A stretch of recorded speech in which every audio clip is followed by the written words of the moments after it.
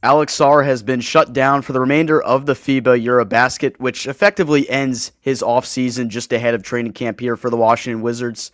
What did we notice from him in this offseason, and how confident are fans in him going into year two? All that and more today on Locked On Wizards.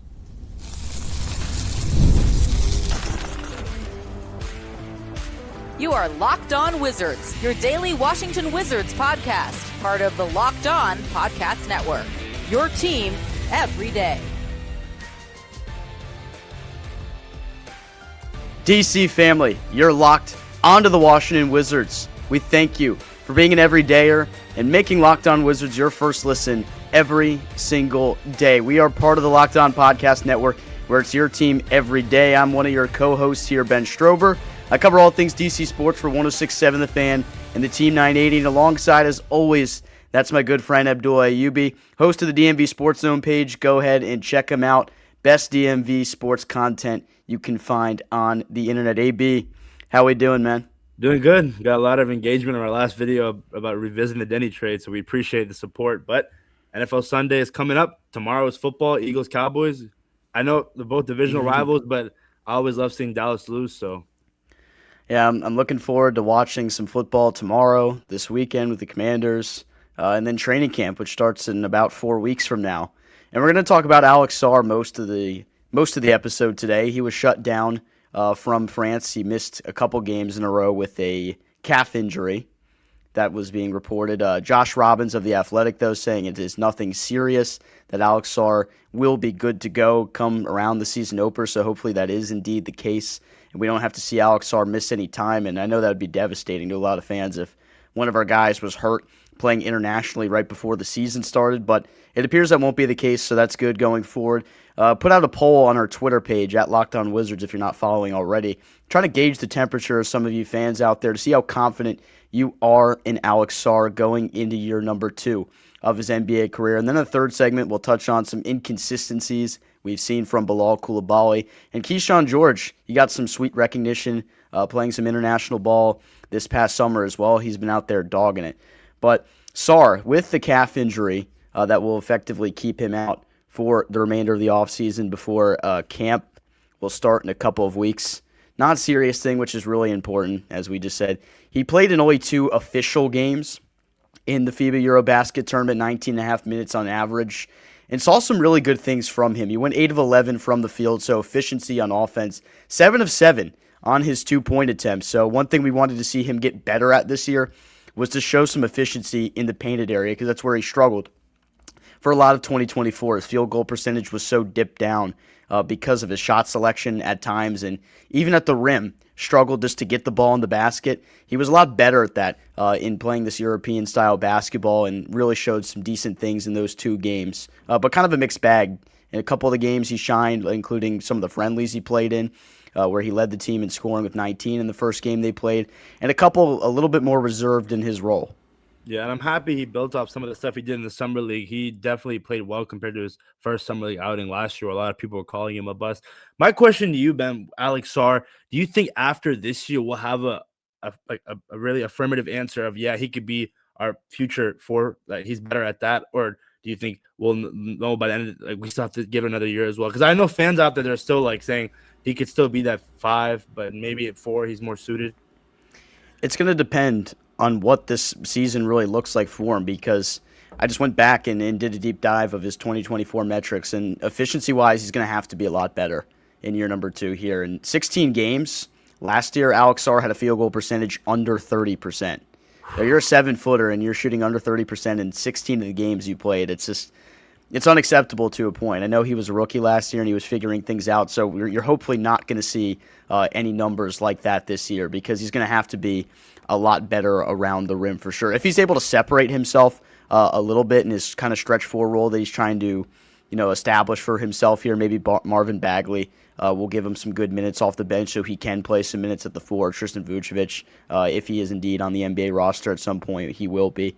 What kind of minutes he will get at the 5. So we might get a much better idea of where he's going to be best suited going forward, Abdullah. That's a good question, though. Yeah, because I think like last year there were flashes, Ben. I always bring up the Denver Nuggets game, but when Alex Sarr is aggressive and that shot is falling, he's very deadly because if he can shoot it from three, he can pump fake, take it to the rim. One thing I definitely always harping on every episode when it comes to Alex is putting your back towards the basket. I keep saying it, Ben, in all the sports, when you have the size advantage, when you're the tallest dude on court, 99% of the time, which he is, you got to go out there and be aggressive. And I understand with young guys, with a lot of aggressiveness comes inefficiency, but that's what we kind of want to see. Obviously, we don't want him to be inefficient, but we want him to at least take the initiative and then go from there and build on it. And I think him with his defensive caliber performance that we saw in the summer league and just how he's going to be able to capture what he did last year to this year, it's going to be really interesting to see. But at the end of the day, it all goes back to offensive game because we really haven't had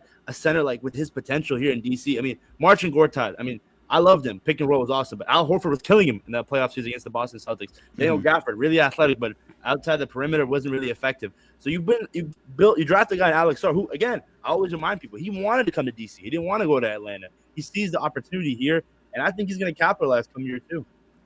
So one thing about physicality, because that's going to be a big thing that I harp on throughout the episode, is him to improve in that realm, just to be more physical. And one of our listeners, Tay Wilson, who I'm sure will be watching this, he mentioned that he'd love to see the physicality increase because everything else will fall into place. And I totally agree with that statement. I think that's put very astutely by Tay. Because if you just look at the tape for a lot of the games he played, it's where he struggled to show some physical aggression. That's where he really could not finish at the rim very well because there would be a couple plays where maybe he shies away from the contact around the rim. He doesn't get off as good of a look because he's trying to, finesse his way off the glass or he's fading away from the basket. You want to see him just go up strong. He's a 7-footer. He's a guy that's got decent strength to him. Hopefully, we've heard rumors that he's put on some weight this offseason, and maybe indeed we did see some flashes of that throughout this EuroBasket in the Summer League. So if that's the case, hopefully we see a much more physical, a much more aggressive Alex Sarr. I want to see him operate in the pick and roll with Bub Carrington this year because last year, if you think back to the Denver 34-point game that we've referenced already in this episode, Abdullah, he was going crazy out of the pick and roll. Whether he was setting the full screen there for Jordan Poole or he was setting slip screens and rolling to the basket, he was super effective at positioning himself. The guy would get the ball at the three-quarter under the basket, and Sarr would find himself cutting to the basket wide open, or he would pop out to the three-point line, and that's where he had one of his best games three-point-wise, hit 6 threes in that game, and that was a big reason why he was able to put up 34 on Jokic. But if he has a center that isn't quite as athletic as him, like Jokic isn't for that realm, even though he's one of the best players in the whole world and one of the best ever, Sarr still has the athletic advantage over him, and when he was operating out of the pick and roll and getting the switch that he needed, that's where you can really see him be effective. I want to see what that looks like with Bub Carrington because that's going to be a big thing to look at for both those players. If Bub Carrington wants to be a guy that can facilitate, make plays for others, you got to see how he is looking out of the pick and roll because if you get that screen from Sarr, you're able to get inside the arc and find either him cutting the basket or him popping outside for the three. That's where Carrington's going to find a lot of his easiest assists probably is through the pick and roll. That's going to be the biggest thing for me watching Sarr this year is how does he look operating in that style of offense. No, for sure. I agree. But I'll give you another head, the third of the trio. Kyshawn George, him and Alex Sarr, pick and roll, pick and pop. We saw Kyshawn in the Summer League. He bullied Common Malawach. I know Malawach is a rookie, but he is a big dude. So imagine defenses where if they go under, Kyshawn will shoot it. If they go over, there's a switch on Kyshawn. He can take you to the rim. So it's just there's a lot of options here. And again, there's so much narratives going into year two with these guys, but it's going to be really exciting. And I think Alex Sarr is definitely going to, I don't want to say breakout year two, but there's going to be a really good amount of improvement compared to year one. If you look at the splits from last season with Alex Sarr from month to month, I went through and I looked at every single month that he played last year, and far and away, March was his best scoring output. He was over 16 points per game. But if you're looking at efficiency and what the best Alex Sarr is going to look like, you need to take a look at what he did in December of last year.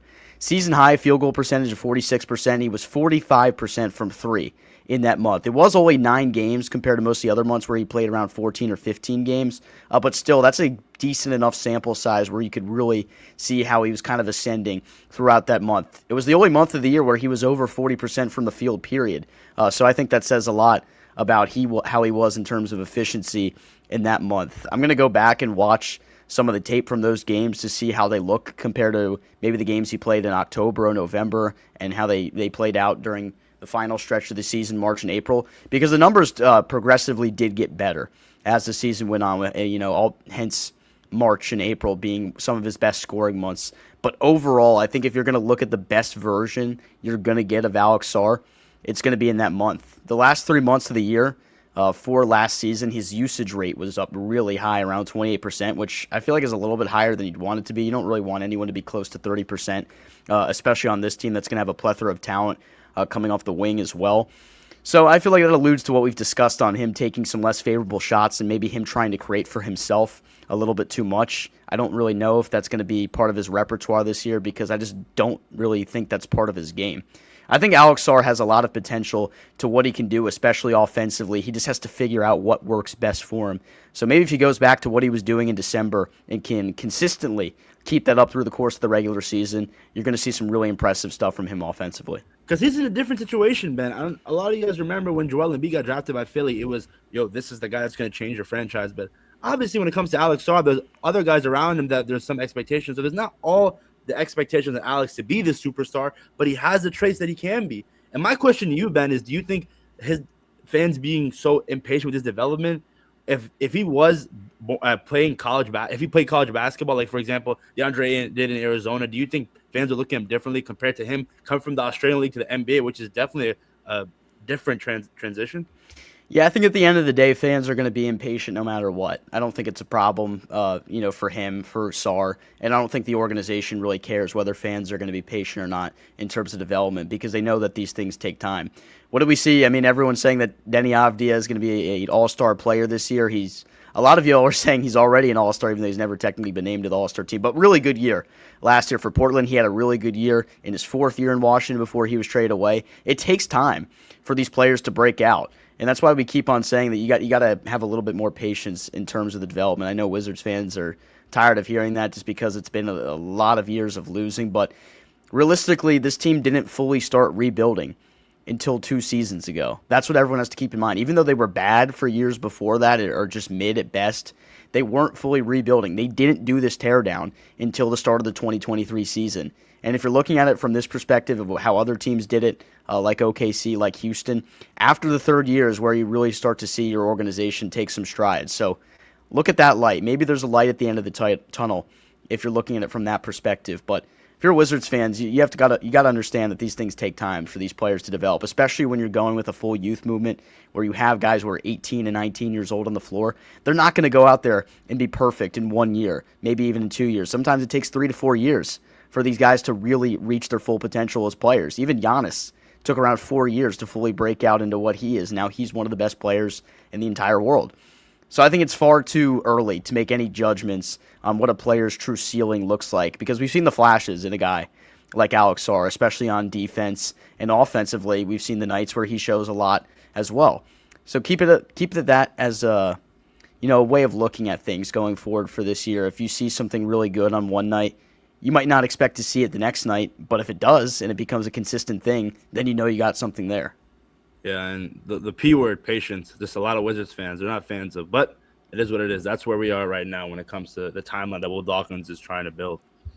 We did a poll on our Twitter trying to gauge how confident fans are that Alex Sarr will take a big step in year number 2. We'll tell you about the results and what we think when we come back here on Locked On Wizards. The NFL season is almost here, and FanDuel is making sure you're ready for kickoff with can't-miss offers. Right now, new customers can bet just $5, and if your bet wins, you'll get $300 in bonus bets to use across the app. I love using FanDuel because it fits however I like to bet. I can do player props, build a same-game parlay, or I can just bet live as the game unfolds right in front of me. It makes every game that much more exciting, whether I'm watching my team, the Wizards, or the Commanders. I just keep an eye on my fantasy lineup sometimes as well. FanDuel's a great way to do it. It's quick, easy, and the best way to add a little more energy to Sundays. So are you ready to play? Download the FanDuel app now by visiting FanDuel.com to get started. That's FanDuel.com and place your first $5 bet. Put the poll on our Instagram at Locked On Wizards. If you're not following already, we're very active on our Twitter. Just posting some of our content. We ask you guys questions. We want to hear from you guys on there on our socials, Locked On _Wizards on Instagram. as well, so be sure to check us out there. So I posted today at around 9 in the morning. I said, now that Alex Sarr's full off season is done, what's your confidence level he makes a leap in his second season? With the voting so far, the most confident fans was 49% of the vote. 21% of you guys were not confident that he takes a leap in the next year, and then another 30% unsure. And for me, I'm going to fall in the unsure category in terms of how he breaks out in year number 2, because I saw a lot of really good things from him this offseason. If he indeed did put on 15 to 20 pounds, I think that's going to be very key to his development for this year. But throughout the summer league, it was kind of a pick your poison game with Alex Sarr. The first game against Phoenix, he was very passive, didn't assert himself very well, and ultimately didn't have a very good game in that one, and that left a lot of questions about maybe what we're going to see from Alex Sarr offensively. The second game, he started off slow, but he finished big time. The 8 blocks, which was a summer league record that we've talked a lot about this summer. And offensively, he was assertive as well. He rebounded the basketball well. So you see it and you go, okay, this is the kind of Alex Sarr I can get behind. This is the guy that I want to see on a night-in, night-out basis for 82 games. And then in the EuroBasket, has a couple games, including the first friendly he played in, where he leads the team in 19 points scored and goes 7 of 10 from the field, very efficient. He looked efficient shooting the basketball from beyond the arc as well. And he had a couple games where either just didn't really play too much or didn't really do a whole lot when he was on the floor. He didn't rebound particularly well throughout the tournament as well, so that's another thing that he's going to have to improve on, because rebounding-wise last year, 47 games with under 8 rebounds. Yeah, I feel like that's inexcusable, especially as a 7-footer. He's got to be at least 8, and ideally you'd love to see him get to double digits as a rebounder, but I don't know if we're ever going to see that version of him. When we talked to Chris Miller, he said it's an effort thing, and Drew Gooden has preached that's what's going to be the key for Alex Sarr improving as a rebounder. But we'll have to wait and see. We'll have to see the proof in the pudding. How the sausage gets made for a really big-time season for Alex Sarr will be him improving as a rebounder and improving his physicality. I'm not 100% sure I'm going to see that from him in year number 2. I'd say right now I'm about 75 to 80% on Alex Sarr having a minimalist breakout year in year number 2. What about you, AB? Yeah, I'm in between confident and unsure, leaning towards confident more just because of what we've seen in the summer league and what he did with France. And I think the flashes that we saw at the end of last season, he was way better from the second half of the season compared to the first. Got more comfortable. I think now with JP gone, Kyle Kuzma gone, him getting those more touches. I understand Trey Johnson wanting to shoot the ball. CJ, Chris Middleton, those are the vets that are going to be leading the realm.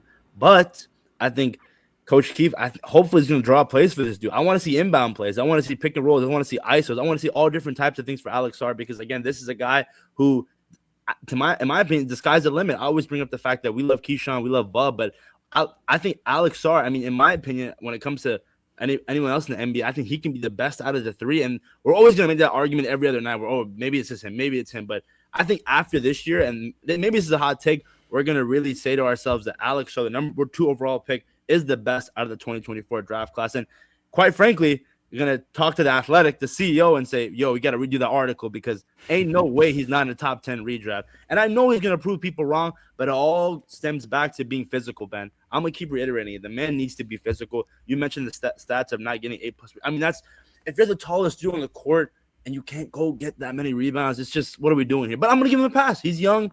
Maybe he's the ball watching at times gets to him. He just needs to work on it. And I'm hoping with all the stuff that he went through year 1, he's going to build on it and even get better come year 2.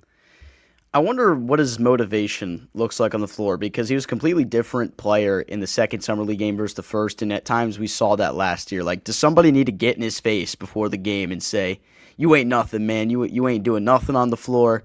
You're a bust, whatever. Like, somebody needs to go out there and motivate him. I don't know if that's going to be head coach Brian Keefe every single game, or maybe you get JJ Outlaw, who is the summer league coach and serves as an assistant, to go in there and just get him into gear, get him ready to play every single day. Because sometimes I question where he is motor-wise, and I don't want to have to feel like that. I feel like if you're playing on my team, if you're playing for a Will Dawkins team, everybody's motor should be at 100 to 110% every single night. And sometimes I got the case last year from Sarr that he wasn't always up to speed maybe the way that he can. And hopefully that doesn't continue in his second year, because at times I just want to yell at the TV. I'm like, dude, like, are you even trying out there? Like, let's see some more effort.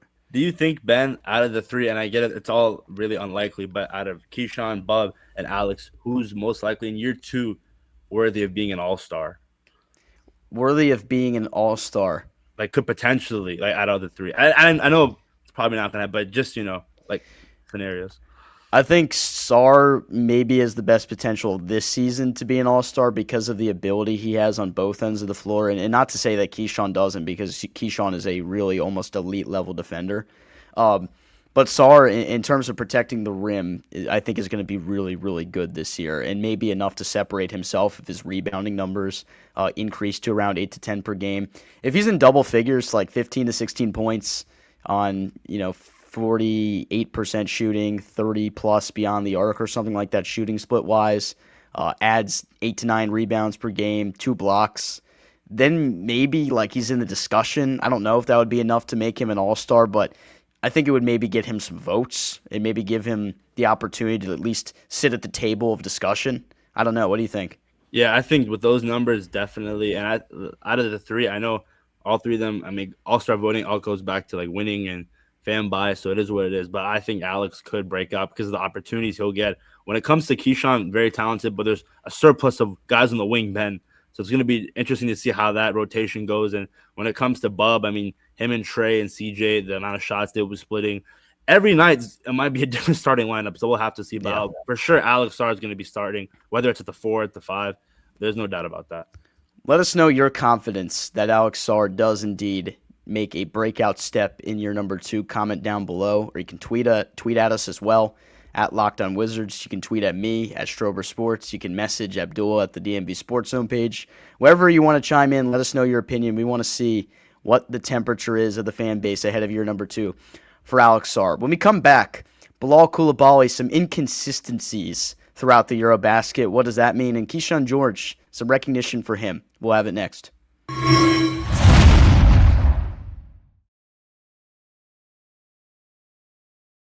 Recent game for Bilal Coulibaly following Sarr getting shut down was not good. He played in just 9 minutes, and he fouled out of the game.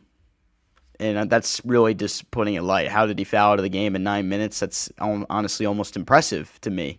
Was he out there I wasn't able to watch the game, so maybe if somebody who physically was able to watch that whole game, was he out there just going for steals every play? Because 9 minutes to foul out seems a bit ludicrous to me. Wait, and it's like, I'm pretty sure it's the NBA rules, right? Where if it's 6, you're ejected, right? Yeah. So that means he would have done a foul every 2 minutes or less than 2 minutes? That's crazy. What's the math on that one? In the 9 minutes he played, he was able to put up 3 points on 1 of 3 shooting, 0 of 2 from beyond the arc. So he's regressed throughout the tournament, shooting the 3 ball. He was really efficient at it at the start and playing in some of those friendlies, catch and shoot opportunities. Saw him go 100% on a couple of occasions early on.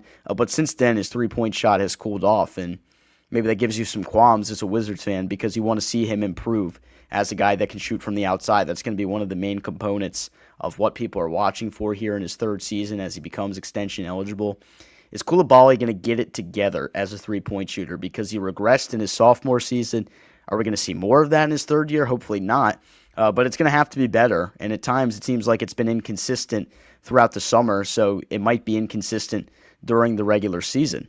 But that's the thing, Ben. We can't have another year of inconsistency. If you want that contract, Bilal, there's no way you're going to go into this season having worse shooting numbers than last year because you already topped it off when you were a rookie. So I think that's one thing, and also availability. I always bring that up. There can't be another season-ending injury. I understand this team's not going to be contending, but you have to play at least to the end of the 80, or at least play 1 through 82. Miss however amount of games, but 60 plus, at least 65. We want to see that. So it's 3-point shooting. If he's not the greatest 3-point shooter, it is what it is. Maybe Whitmore, Kyshawn, and other guys on this team can make it up. But the shot mechanics, the mid-range shot, him being aggressive. I mean, he is so freaking fast. That first step is just really quick. So we want to see more of that. And again, the excuse of not taking more shots, there's really no more excuses anymore. I kept using that as a get out of jail free card for him last year, where it was Kyle Kuzma just jacking up a bunch of shots. But Kyle Kuzma's in the Milwaukee Bucks now. So Bilal, you have to be the guy to take 10 to 15 shots, consistency a game. Absolutely. Well, we have the time. I think we got to give Keyshawn George his flowers playing in the America Cup. He was named to the All-Star 5. Really impressive stuff. Bruno Caboclo was there, Juan Fernandez, Yago Santos, Javante Smart, the 5 that were named to the All-Star 5. Keyshawn George, who's representing Team Canada, he has been filling up the stat sheet like an unbelievable amount of points he's been able to score. One of his most notable performances against Colombia, he had 18 points with 6 rebounds, 5 assists, where he was 6 of 8 from the field, 4 of 6 from downtown, plus 23 in his differential. Keyshawn George is a baller, man. He stands out there playing in this America Cup. It would have been interesting to see him play against the European competition, which he could have had the option to. He had the option of playing for 4 different teams. He chose to play for Canada. But he's been getting some really good work in, so definitely excited to see what he's going to bring to the table here in his second year. I think I have a lot of confidence in what he is going to be for the Wizards this year. I feel like what we saw from the end of last year to what he's done throughout the offseason, the work he's put in, and the proof's been in the pudding, in the results he's put out on the floor, that I think he's going to take a big step, especially offensively here in his second season. Yeah, I think that defensively he's already there. You mentioned already up there as an elite defender.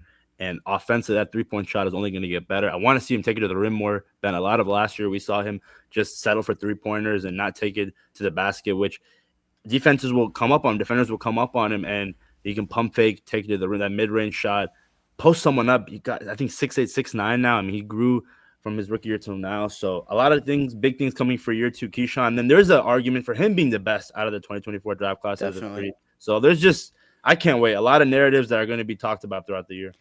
He's silky smooth. Like, he's tough with the basketball in his hands. Even though he doesn't look like he has that much speed or athleticism to him. He makes the game look slow, which is insane as a year 2 guy. He does. He reminds me a lot of the way Jokic plays, but obviously Keyshawn George is the player that comes off the wing because it looks like he's moving in slow motion, but he's beating his defender. He's getting off his shot with relative ease. He's not getting a hand in his face oftentimes, and even on his catch and shoot opportunities, it doesn't even look like his jump shot is fast, but when he has an ounce of space, he's able to get his shot off, and it's looked good when he's done it, and I'm really hoping that continues. He's going to provide value on the defensive end every single night as well.